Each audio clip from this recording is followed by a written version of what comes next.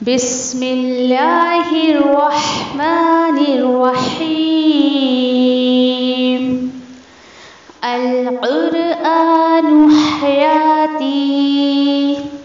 The Quran is my life, the way to connect with Allah subhanahu wa ta'ala. السلام علیکم ورحمۃ اللہ وبرکاتہ. انشاءاللہ آج ہم سورۃ التوبہ کی آیت نمبر 80 دیکھیں گے، 80.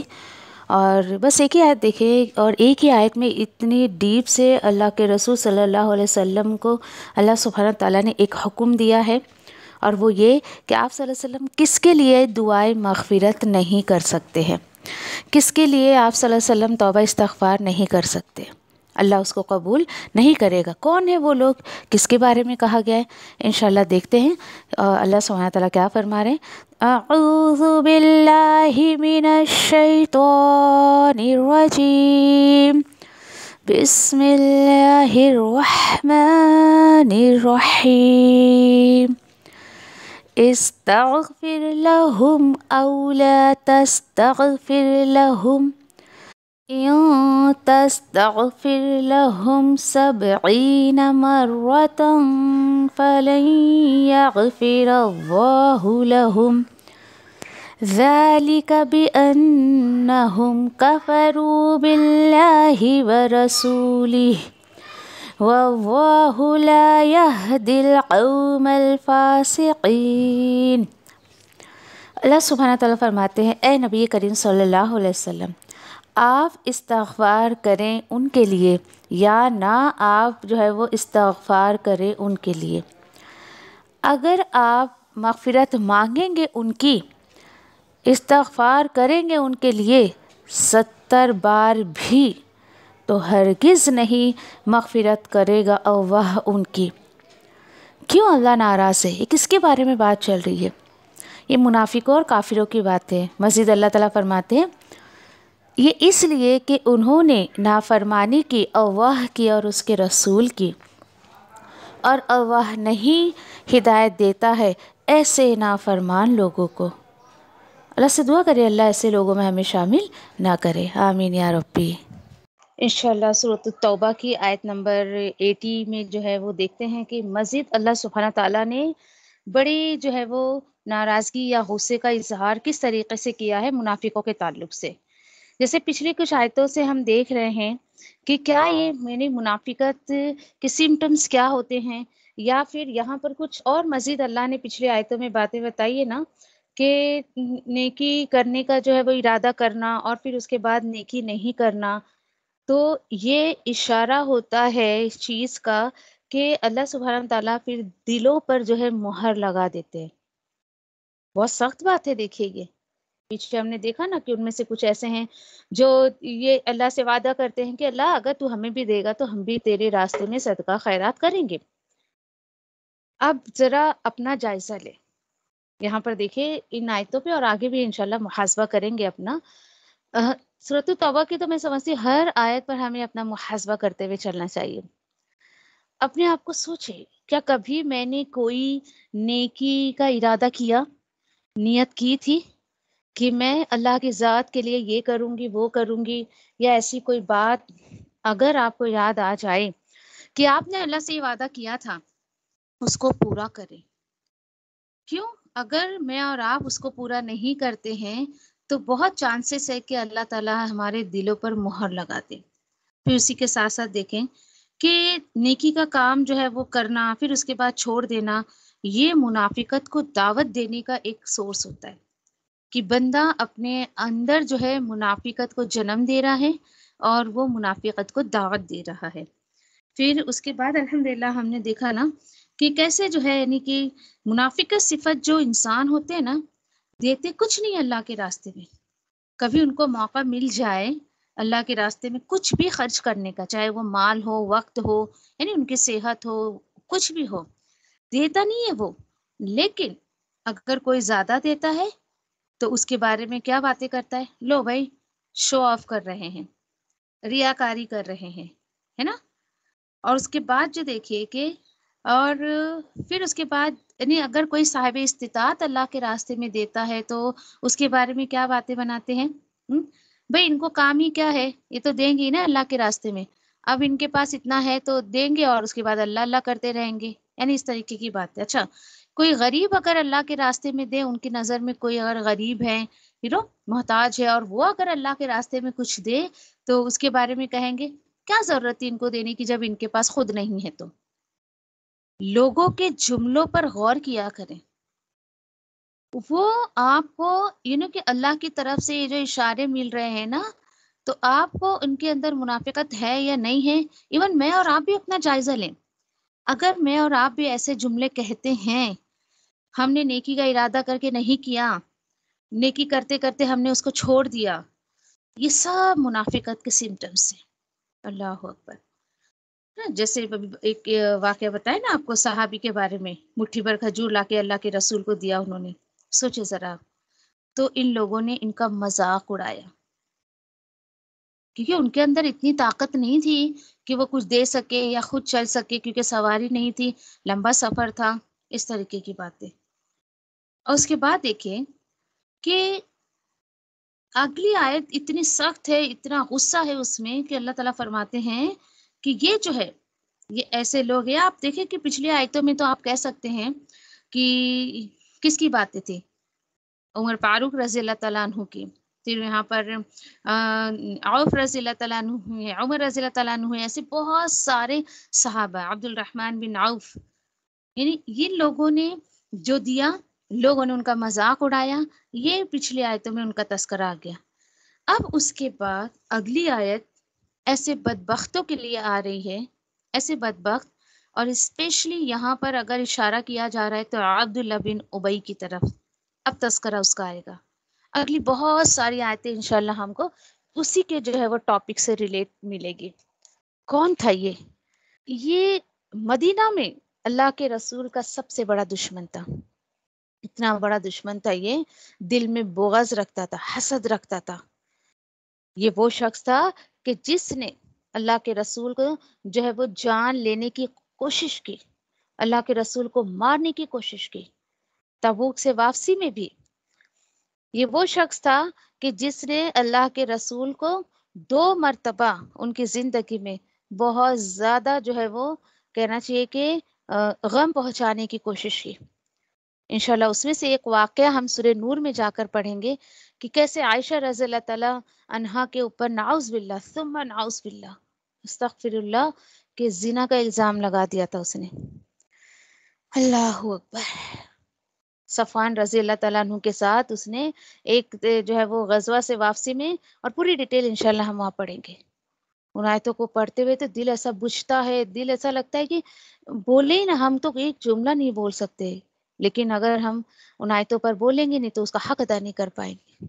لیکن ان آیتوں کو پڑھتے ہوئے واقعی میرے دل میں تو کپ کپی سے ہو جاتی ہے کہ اتنا بدبخت انسان تھا، اتنی پاک دامن عورت پر الزام لگایا اس نے، اور 1 مہینے تک اس نے اللہ کے رسول کو بہت زیادہ تکلیف دی، بہت زیادہ۔ ایسے بہت سے مواقع آئے کہ وہ شخص تھا کہ مسجد کے باہر، مسجد نبوی کے باہر کھڑے ہو کے تو لوگ جب جمعہ کی نماز کے لیے آتے تھے، آؤ لوگ آؤ، دیکھو دیکھو یہ سچے رسول ہے، یہ بہت اچھی باتیں کرتے ہیں، ایسا اور ویسا، ساری باتیں ایسا کرتا تھا، لوگوں کو دعوت دیتا تھا، لیکن اللہ کے رسول کے تعلق سے بغض بہت زیادہ رکھتا تھا۔ اس نے تو اللہ کے رسول کے ساتھ اتنے سارے معاملات کیے، اتنا پریشان کیا ان کو۔ تبوک میں بھی حال اس کا ایسا تھا کہ یہ نکلا، لیکن یعنی کہ ایسے کیسی کیسی باتیں بول کر بنا کر کئی لوگوں کو جو ہے وہ جانے نہیں دیا اور خود بھی رک گیا۔ اسی طریقے سے ایک موقع پر انشاءاللہ اس کو بھی ہم پڑھیں گے آگے جا کر، اسی بارے میں آگے جا کر پڑھیں گے کہ ایک موقع پر اس نے ایسے کچھ الفاظ بولے، یعنی تبوک سے واپسی میں اس نے ایک جملہ بولا تھا، یہ مدینہ کے جو انصاری صحابہ تھے ان سے کہتا تھا کہ تم یہ کیا کر رہے ہو؟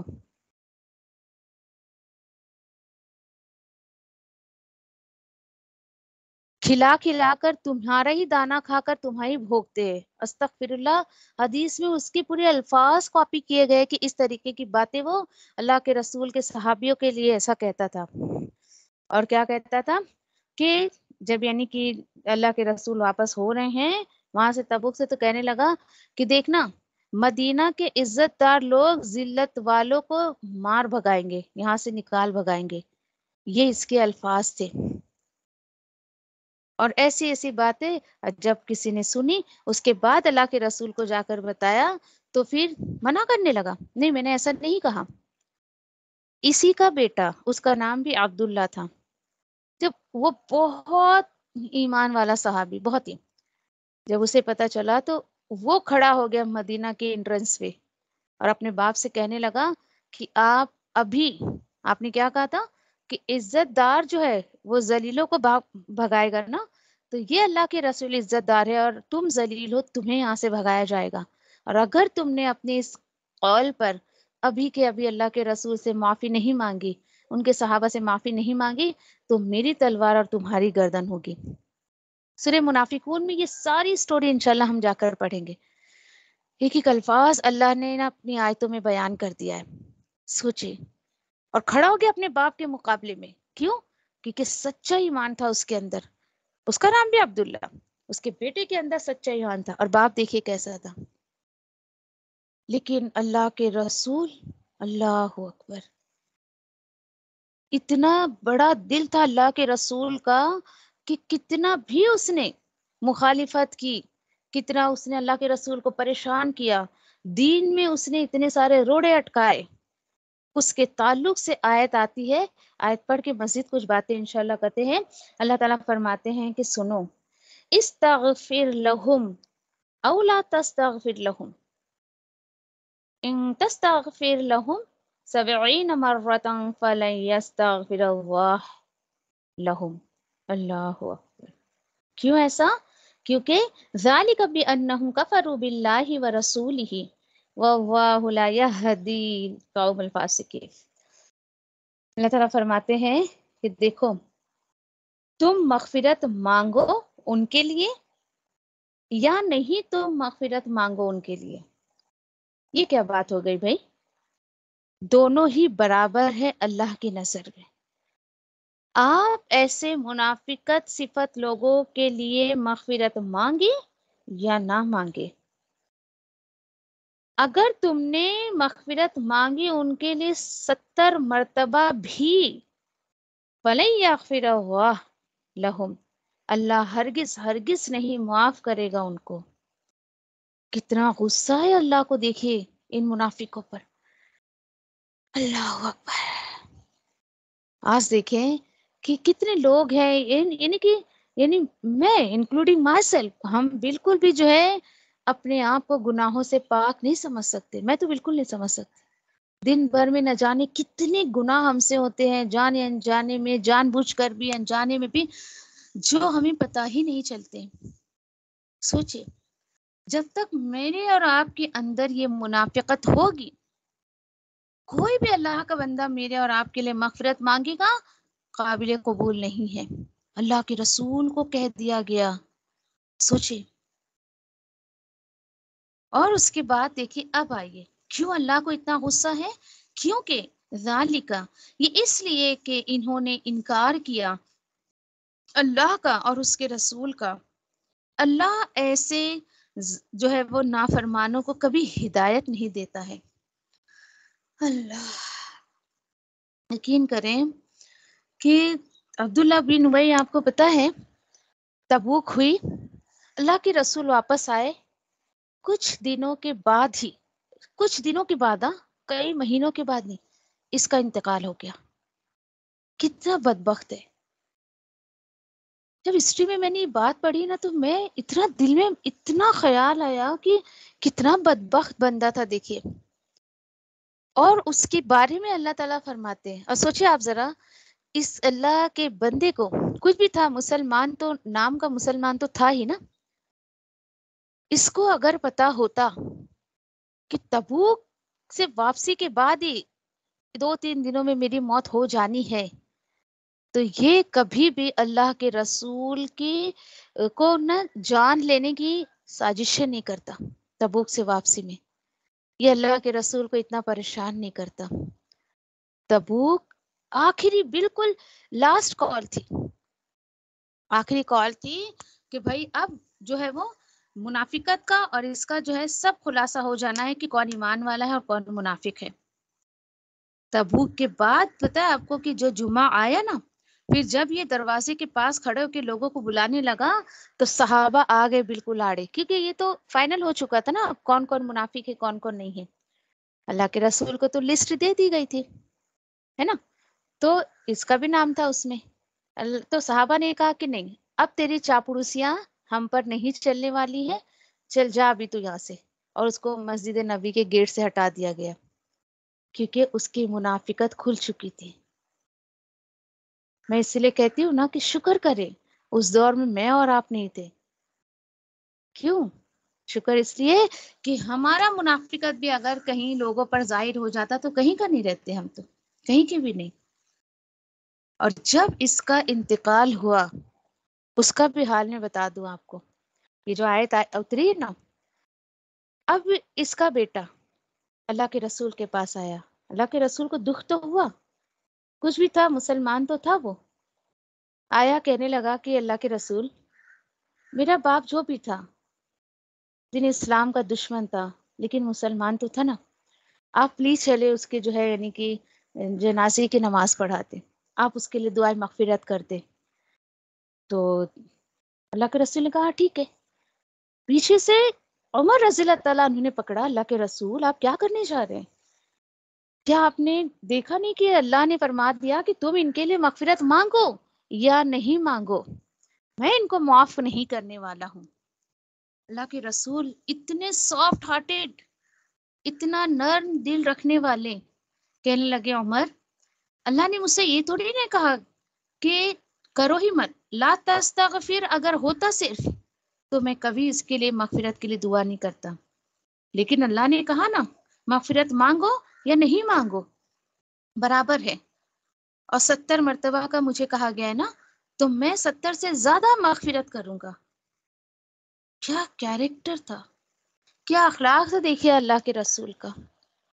یقین کرے ان آیتوں کی اسٹڈی کرتے وقت مجھے میری اتنی غلطیاں نظر آئیں، کیونکہ دیکھیے کہ جیسے بہت ساری آیتوں پر میں نے آپ سے شیئر کیا ہے نا کہ جب ہم کتاب اور سنت پر چلنے لگتے ہیں نا، بالکل سماج سے، جو سماج کی ہوا، سماج کی جو یہ ہوا ہوتی ہے نا، جو ہمارا کہ ہماری فیملی ممبر یا پھر ہمارے خاندان، یہ سماج والے جس رخ کو چل رہے ہوتے نا، یہ دین اسلام یا کتاب و سنت اس کا بالکل اپوزٹ ہے، لوگ بالکل اپوزٹ میں چل رہے۔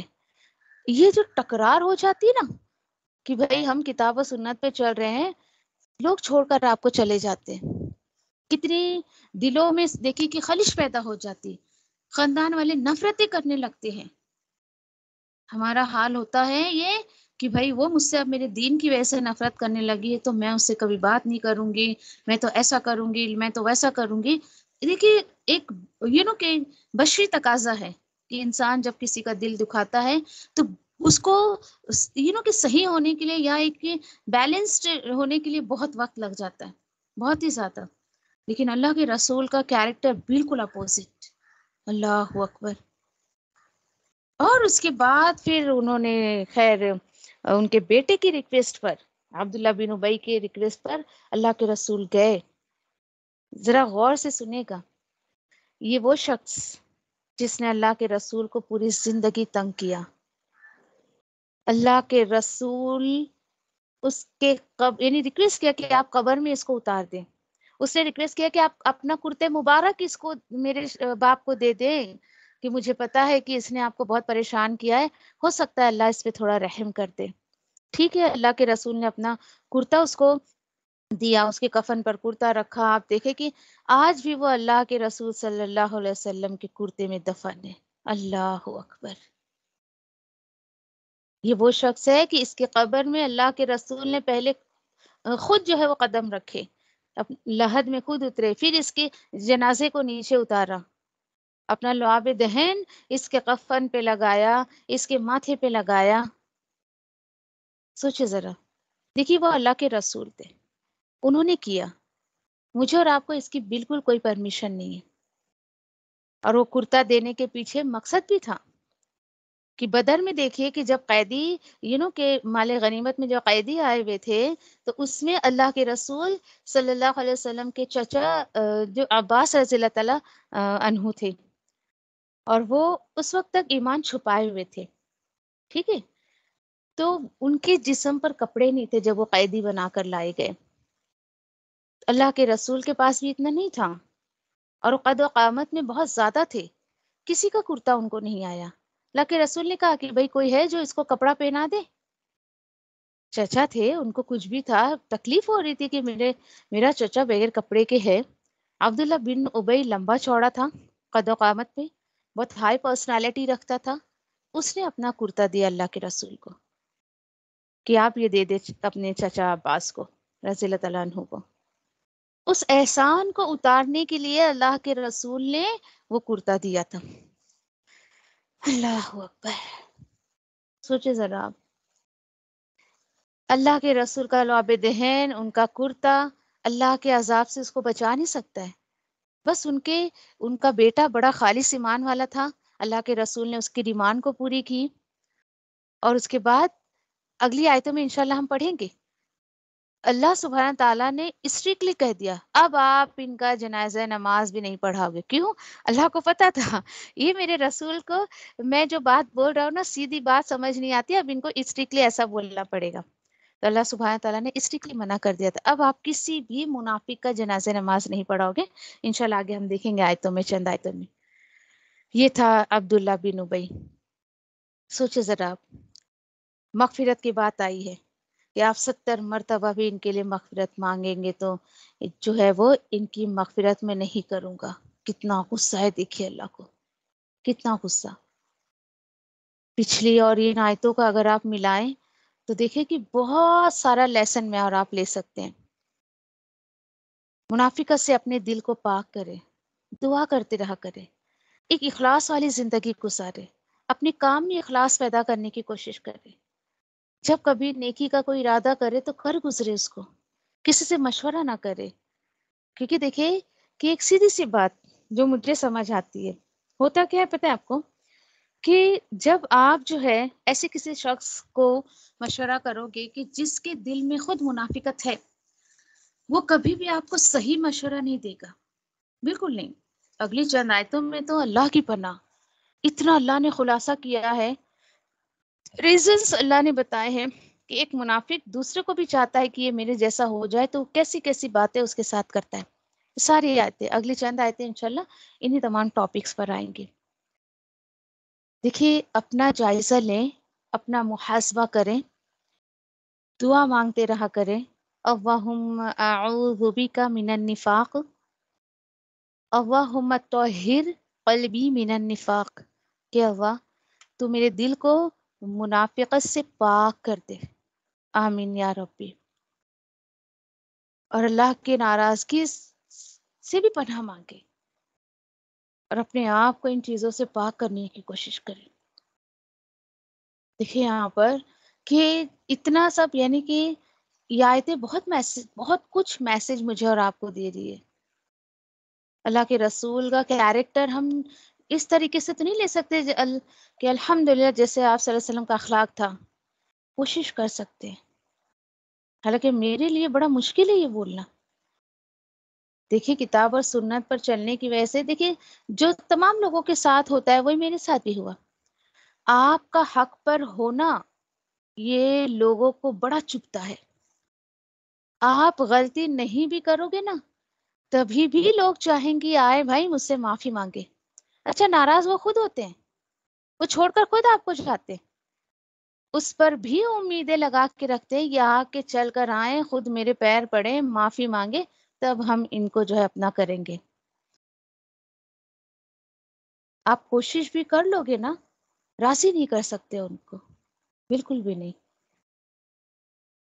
دین پر دیکھیں کہ کوئی آپ کو بے دینی کا کام کروا رہا ہے تو نہ کرے، لیکن دیکھیں اپنی طرف سے یہ کوشش کرتے رہیں کہ اگر کوئی ناراض ہے تو اس سے جا کر معافی مانگ لے، یا اس طریقے کا معاملہ کوشش کرے. الحمدللہ ہم نے بھی اپنی طرف سے بہت کوششیں کی، ایک مرتبہ نہیں، 2 مرتبہ نہیں، کئی مرتبہ.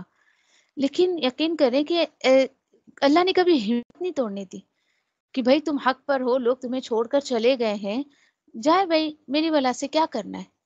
بس ایک چیز مجھے سمجھ آتی ہے کہ قبر میں ہمارے ساتھ کوئی نہیں جائے گا۔ آپ کو اکیلے جانا ہے، مجھے اکیلے جانا ہے۔ ہم لوگوں کو راضی کرتے رہیں گے تو اپنے قبر کی تیاری کب کریں گے؟ اور مغفرت کی دعا، سوچے ذرا، ایسے کام کر کے جائیں کہ لوگ خود آپ کے لیے مغفرت کریں، خود آپ کے لیے دعائیں مغفرت کریں کہ اللہ یہ بندہ چلا گیا، اچھا بندہ تھا، اس کی مغفرت کر دے۔ روئے زمین پر ایسا کام کرے کہ آپ کے جانے سے یہ زمین روئے یا آسمان روئے کہ ایک نیک بندہ دنیا سے چلا گیا، اس زمین سے چلا گیا۔ یہ فرعونیوں کی طرح عمل نہ کرے کہ جب یہ گئے تو اللہ فرماتا ہے نہ آسمان رویا نہ یہ زمین روئی۔ برے لوگ جاتے ہیں تو زمین اور آسمان کو افسوس نہیں ہوتا ہے۔ انشاءاللہ اللہ کی کتاب میں پڑھیں گے، یہ میری کوئی اپنی باتیں نہیں ہیں، ہم نے بھی اللہ کے کلام سے سیکھا ہے۔ اپنے گھر کا کوئی کونا نہ چھوڑے جہاں اللہ کی عبادت آپ نہ کریں، ایک ایک کونا، تاکہ آپ جائیں تو گھر کا کونا کونا روئے آپ کے لیے کہ یہ روئے زمین پر اس گھر میں کوئی بندی تھی، کوئی بندہ تھا جو اس جگہ پر بیٹھ کر میری عبادت جو ہے وہ اللہ کی عبادت کیا کرتا تھا۔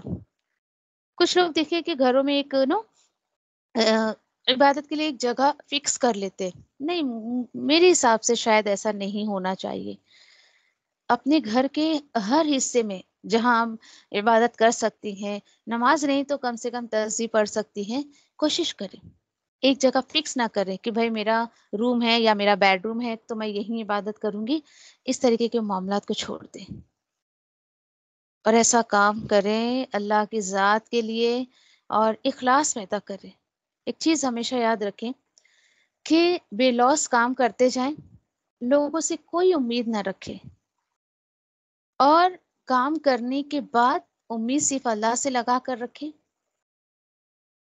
اور جو ہے یعنی کہ آپ یہ سوچیں کہ جو آپ کام کر رہی ہیں اس میں اخلاص پیدا کریں کہ میں یہ صرف اللہ کی رضا کے لیے کر رہی ہوں، صرف اللہ کی رضا کے لیے۔ کیوں؟ کیونکہ آپ دیکھیں کہ عبداللہ بن ابی کی جو اگزامپلس میں آپ کو دے رہی ہوں، بے لوث کام کرتا تھا، بھاگ بھاگ کر آگے آگے اللہ کے رسول کے آگے آگے جا کر کام کرتا تھا، لیکن کیا نہیں تھا اس کے کام میں؟ کیوں اللہ نے قبول نہیں کیا؟ اخلاص نہیں تھا، وہ صرف اپنی تعریفوں کے لیے کام کرتا تھا۔ تو عبداللہ بن ابی کی طرح لوگوں سے تعریفوں کے لیے کام نہ کریں، بلکہ اللہ کی رضا کے لیے کریں۔ کوئی تعریف کرے نہ کرے آپ کو مائنڈ نہیں کرنا ہے۔ ایون اس کا یہ تک مقصد تھا، اور دیکھیں کہ جتنے منافق رہ گئے تھے نا وہاں پر، سبھی نے ایک چیز کو گمان تو کر لیا تھا کہ نعوذ باللہ اللہ کے رسول اور یہ جو مسلمان گئے یہ پلٹ کر نہیں آئیں گے کبھی، استغفر اللہ۔ اینڈ عبداللہ بن ابی کو اب یہ سردار بنانے والے پوری تیاری کر کے رکھے تھے کہ ہم جشن منائیں گے، ذرا نعوذ باللہ ان کے شہید ہونے کا یا پھر ان کے موت ہونے کا جو خبر ہم پر آنے دو، اس کے بعد دیکھو ہم کیسا سیلیبریشن ہمارا ہوتا ہے، خوب سیلیبریٹ کریں گے ہم۔ یہ ساری پلاننگ سب ان کی ہو چکی تھی۔ ہسٹری پڑھ کے دیکھیں، بہت مزہ آئے گا آپ کو، ایمان تازہ ہو جائے گا انشاءاللہ۔ تو الحمدللہ ایک ٹاپک یہاں ہمارا مکمل ہوا، نیکسٹ ٹاپک سے ہم انشاءاللہ کنٹینیو کریں گے انشاءاللہ۔